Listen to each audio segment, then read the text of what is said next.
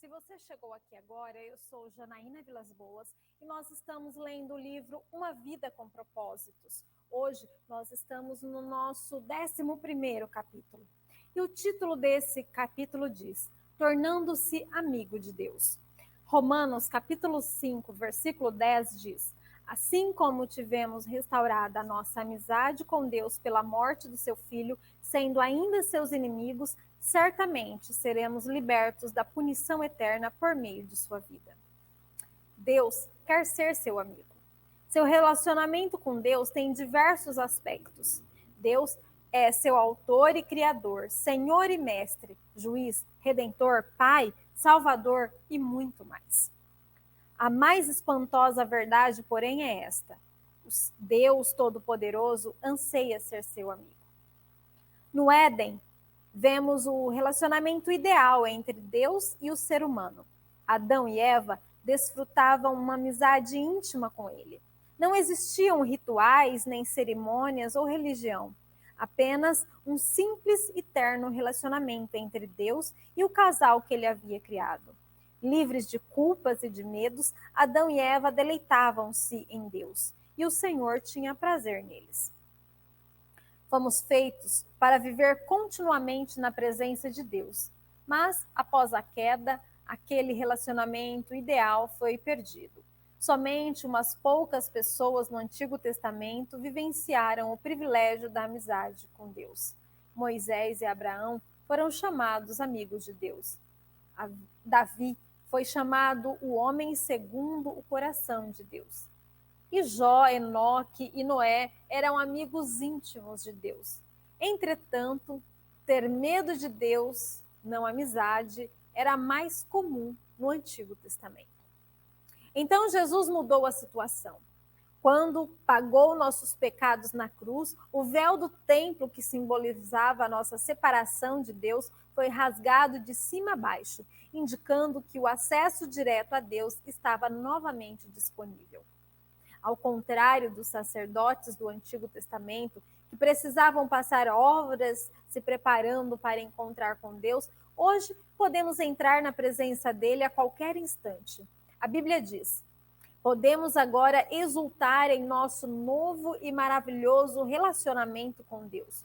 Tudo por causa do que nosso Senhor Jesus Cristo fez por nós, tornando-nos amigos de Deus. Ter amizade com Deus só é possível por causa da graça dele e do sacrifício de Jesus. Tudo isso é feito por Deus, o qual, por meio de Cristo, nos transforma de inimigos em amigos dele. Um antigo hino diz: em Jesus, amigo temos. Mas a verdade, Deus nos convida a desfrutar a amizade e a companhia das três pessoas da Trindade: o Pai, o Filho e o Espírito Santo. Jesus disse: já não os chamo servos, porque o servo não sabe o que o seu senhor faz. Em vez disso, os tenho chamado amigos, porque tudo o que houve de meu Pai eu tornei conhecido a vocês. A palavra utilizada para amigo nesse versículo não significa uma relação superficial, mas um relacionamento íntimo e de confiança. A mesma palavra é usada em referência ao padrinho de casamento e ao círculo de amigos íntimos e de confiança de um rei. Em uma corte, os servos devem manter distância do rei, mas o círculo de amigos de confiança desfruta sua proximidade, bem como o acesso direto a ele e a informações confidenciais. Que Deus me queira como amigo íntimo é difícil de entender, mas a Bíblia diz: ele é Deus que zela com todas as forças pelo relacionamento que mantém com você. Deus deseja muito que o conheçamos profundamente. Na verdade, ele planejou o universo e orquestrou a história, incluindo os detalhes da nossa vida, para que nos tornássemos seus amigos. A Bíblia diz: ele fez as criaturas. Nenhuma criatura o fez. Começando do nada, ele fez toda a raça humana e criou a terra habitável. com muito espaço e tempo para uma vida em que pudéssemos buscar a Deus e que, em vez de ficar tateando na escuridão, pudéssemos de fato encontrá-lo. Conhecer e amar a Deus é nosso maior privilégio. E sermos conhecidos e amados é o maior prazer de Deus. Ele diz: se alguém quiser se orgulhar, que se orgulhe em me conhecer e de me entender. Estas são as coisas que me agradam. É difícil imaginar como é possível uma amizade íntima entre um Deus perfeito, invisível e onipotente e um ser humano limitado e pecador. Mas é mais fácil compreender um relacionamento de mestre para servo, de criador para criatura, ou mesmo de pai para filho. Mas o que quer dizer o fato de Deus me querer como amigo? Olhando a vida dos amigos de Deus na Bíblia, aprendemos 6 segredos para ter amizade com Deus. Faremos um exame de 2 desses segredos neste capítulo e de 4 no próximo. Tornando-se amigo de Deus por meio do diálogo constante. Você jamais cultivará um relacionamento íntimo com Deus apenas indo à igreja uma vez por semana ou mesmo observando um período de busca diária. A amizade com Deus é construída quando compartilhamos com Ele todas as nossas experiências. É lógico que é importante estabelecer o hábito de um momento diário consagrado a Deus, mas Ele quer mais que um compromisso em sua agenda. Ele quer ser incluído em todas as atividades, todas as conversas, todos os problemas e até mesmo em todos os pensamentos. Você pode manter uma conversa contínua e ilimitada com ele ao longo do dia, conversando sobre o que quer que você faça ou pense em cada momento. Orem continuamente. Orarem continuamente significa conversar com Deus enquanto faço compras, dirijo, trabalho ou realizo qualquer outra tarefa. Um conceito equivocado, bastante comum, é de que passar tempo com Deus significa estar sozinho com Ele. É claro que, seguindo o exemplo de Jesus, você precisa de um tempo a sós com Deus, mas isso se refere somente a uma parte do período que você passa acordado. Tudo que você faz pode ser passar tempo com Deus. Se ele for convidado para participar e você estiver consciente da sua presença. Um livro clássico sobre desenvolver constante conversa com Deus intitula-se A Prática da Presença de Deus. Ele foi escrito no século XVII por Irmão Lourenço, um humilde cozinheiro de um monastério francês. Irmão Lourenço era capaz de tornar as mais banais e insignificantes tarefas, como preparar refeições e lavar pratos, em atos de louvor e comunhão com Deus. A chave para uma amizade com Deus, dizia ele, não é mudar o que você faz, mas sim mudar sua atitude em relação ao que faz. Ou seja, o que você normalmente faz por você mesmo, comece a fazer por Deus. Comer, tomar banho, trabalhar, relaxar ou jogar fora o lixo. Nos dias de hoje, é frequente sentirmos a necessidade de escapar da rotina para adorar a Deus. Mas isso se deve ao fato de que não aprendemos a praticar sua presença todo o tempo. Irmão Lourenço achava fácil adorar a Deus nas tarefas comuns da vida. Ele nunca precisou participar de retiros espirituais especiais. Esse procedimento é o ideal para Deus. No Éden, a adoração não era um evento no qual se comparecia, mas uma atitude permanente. Adão e Eva estavam em constante comunhão com Deus. Como o Senhor está com você durante todo o tempo, nenhum outro lugar é mais próximo dele que o lugar onde você está nesse exato momento. A Bíblia diz: Ele comanda todas as coisas, está em todos os lugares e em todas as coisas. Irmão Lourenço também cultivava o hábito de fazer continuamente orações curtas e informais ao longo do dia. Em vez de tentar realizar longos períodos de orações complexas, para manter o foco e neutralizar divagações, ele dizia: não o aconselho a usar uma grande variedade de palavras na oração, visto que longos discursos são um frequente motivo para devaneios.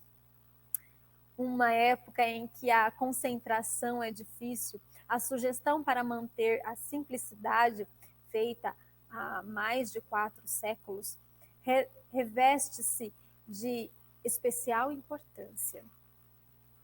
A Bíblia diz: orem o tempo todo. Como é possível?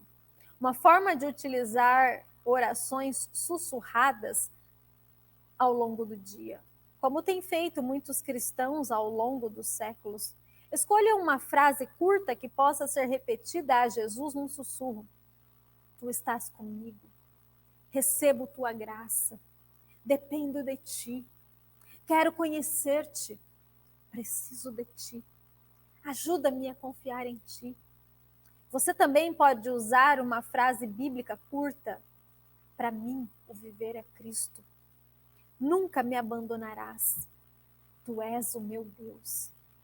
Faça orações com a maior frequência possível, de modo que fiquem profundamente arraigadas em teu coração. Apenas se assegure de que sua motivação é honrar Deus, não controlá-lo. Praticar a presença de Deus é uma habilidade, um hábito que você pode desenvolver.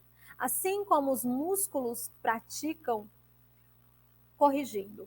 Assim como os músicos praticam escalas diariamente, a fim de executar belas músicas com facilidade, você deve se disciplinar a pensar em Deus em diversos momentos do dia. Só precisa treinar a mente para se lembrar de Deus. A princípio, será necessário criar lembretes que estabeleçam regularmente a consciência de que Deus está com você naquele momento. Comece colocando lembretes visuais por perto. Você pode escrever pequenos bilhetes dizendo: Deus é comigo e por mim nesse exato momento. Os monges beneditos utilizam o soar de um relógio que os lembra de hora em hora que devem parar e fazer a liturgia das horas. Se você tem um relógio ou um telefone celular com alarme, pode proceder da mesma forma. Em alguns momentos, você sentirá a presença de Deus, em outros não. Se você está buscando uma experiência da presença de Deus por meio de tudo isso, então não compreendeu o que estou falando. Não louvamos a Deus para nos sentirmos bem, mas para atingir seu objetivo. Seu objetivo não é uma sensação, mas a consciência constante da realidade da presença constante de Deus. Esse é o estilo da vida de adoração, por meio da meditação contínua. A segunda forma de estabelecer amizade com Deus é pensar em sua palavra durante todo o dia. Isso é o que chamamos meditação. A Bíblia nos exorta repetidamente a meditar sobre quem Deus é e o que ele fez e o que ele disse. É impossível ser amigo de Deus sem saber o que ele diz. Você não pode amar a Deus a não ser que o conheça, e não pode conhecer sem conhecer sua palavra. A Bíblia diz que Deus se revelou a Samuel por meio de sua palavra. E até hoje Deus utiliza esse método. Embora você não possa passar o dia inteiro estudando a Bíblia, é possível pensar nela ao longo do dia, recordando os versículos que leu ou memorizando-os e refletindo sobre eles. A meditação é frequentemente mal interpretada, como se fosse um ritual complicado e misterioso, praticado por pessoas místicas e por monges em clausura. Meditar é simplesmente concentrar os pensamentos, habilidades que pode ser desenvolvida por qualquer pessoa e postas em prática em qualquer situação. Quando você pensa repetidamente em determinado problema, isso é preocupação. Quando você pensa repetidamente na palavra de Deus, isso é meditação. Se você sabe se preocupar, então sabe meditar. Basta que desvie a atenção dos seus problemas para os versículos bíblicos. Quanto mais você meditar na palavra de Deus, menores serão suas preocupações. Deus considerava Jó e Davi amigos íntimos, pelo fato deles valorizarem a palavra acima de qualquer coisa e meditarem nela todo o dia. Jó reconheceu: dei mais valor às palavras de sua boca do que ao pão de cada dia. Davi disse: como eu amo a tua lei, medito nela o dia inteiro. E obras de Deus estão constantemente em meus pensamentos. Não consigo parar de pensar nelas. Amigos, dividem segredos e Deus irá compartilhar os segredos dele com você. Se você desenvolver o hábito de meditar em suas palavras do início ao fim do dia. Deus contou seus segredos a Abraão e fez o mesmo com Daniel, Paulo e os discípulos e outros amigos. Quando você ler a Bíblia e ouvir um sermão, não cometa o erro de simplesmente guardá-la e continuar com sua vida. Desenvolva o hábito de revisar a verdade em sua mente, pensando continuamente nela. Quanto mais tempo você passar quanto mais tempo você repassar o que Deus disse, maior será a sua compreensão dos segredos desta vida, os quais muitas pessoas deixam escapar. A Bíblia diz: o Senhor é amigo chegado daqueles que o respeitam e obedecem, e os que leva a conhecer a aliança que fez com eles. No próximo capítulo, veremos os outros 4 segredos sobre o cultivo da amizade com Deus. Mas não espere até amanhã. Comece ainda hoje a praticar um diálogo permanente com Ele e a meditar continuamente em Sua palavra. A oração permite que você fale com Deus. A meditação permite que Deus fale com você. Ambas são essenciais para quem quer se tornar amigo do Senhor. Uau, que leitura incrível! Bom, gente, eu quero deixar aqui uma meditação nesse final desse capítulo.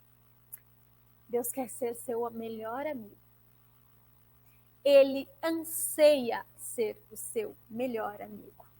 Então, converse com ele. Sabe aquilo que você fala para todo mundo, mas não fala para ele? Pois bem, talvez tudo estaria muito mais leve se você estivesse falando com ele. Deus é seu melhor amigo. Obrigado pela companhia e até o 12º capítulo.